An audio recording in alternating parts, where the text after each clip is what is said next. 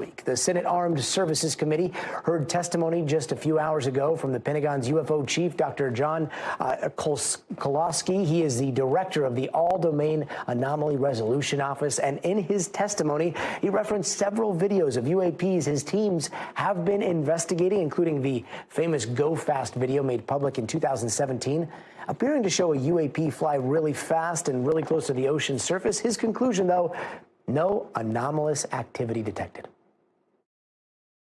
Through a very careful geospatial intelligence analysis using trigonometry, we assess with high confidence that the object is not actually close to the water, but is rather closer to 13,000 feet.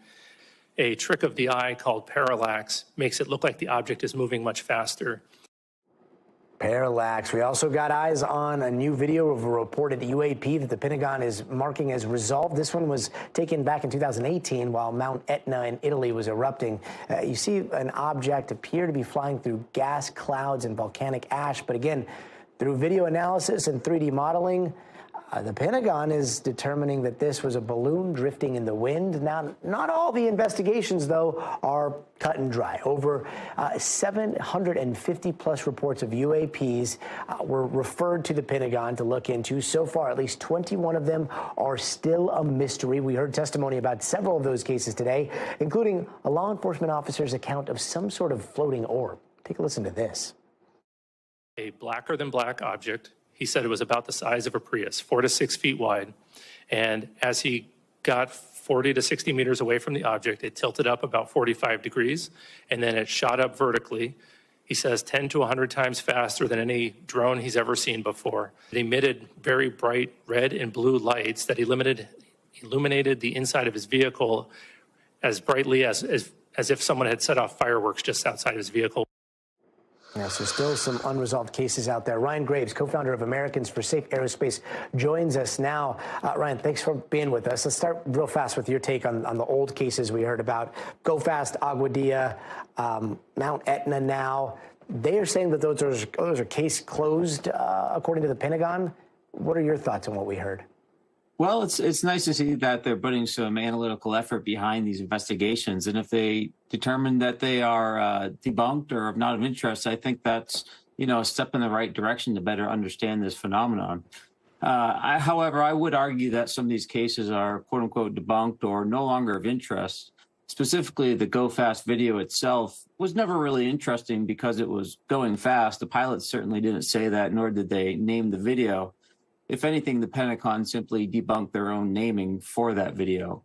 What is interesting, what's anomalous, is that that video was captured within minutes of the gimbal video, and it just goes to further show that there were many more objects operating in that area than the first video shows. Yeah, I mean, what we're missing here is the audio of that whole series, which is there's a whole fleet of them and a lot of the details surrounding that incident. Do you think that everything is being taken into account here? Well, no, I don't think everything is being taken into account. I think if the Aero office actually spoke with the pilots that were involved in that incident, they would know the objects were part of a larger formation of objects, and thus very anomalous to be operating 300 miles off the coast and within 50 miles of a U.S. aircraft carrier. And what about the new cases? He specifically mentions the objects that are triangles and cylinders as the most difficult to investigate. I mean, it's still a lot of big question marks, right? Yeah, absolutely. I mean, the fact of the matter is that there are videos that are confusing, and sometimes people are led to believe it might be a UAP when perhaps it's not. Some videos might be true anomalies that are unknown, but the reports that people are bringing in that are sometimes visual and not necessarily captured by a sensor are extremely anomalous and hard to explain, and often quite vivid in their anomalous nature. And I think today they talked about a few of those, but of course, those are the hardest ones to resolve. So I expect those to remain in a category that's their active archive. That means they're not necessarily actively investigating them. They've hit a wall and have no further detail. I imagine that some of the cases in there were probably pretty hard to explain.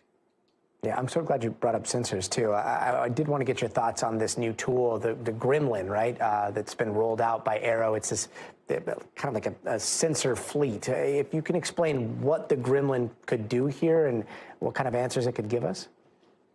Yeah, you know, ultimately, what we've really learned about this conversation thus far is that we have a domain awareness gap in this country, international airspace, both in the training ranges off the coast of Virginia, as well as overhead bases within the United States.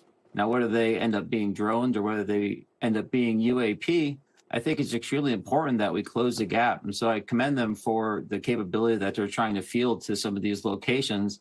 And I think the more data we have, the closer we'll get to answers in this conversation and hopefully plug this national security gap. And yet those answers still continue to elude us. Ryan Gray.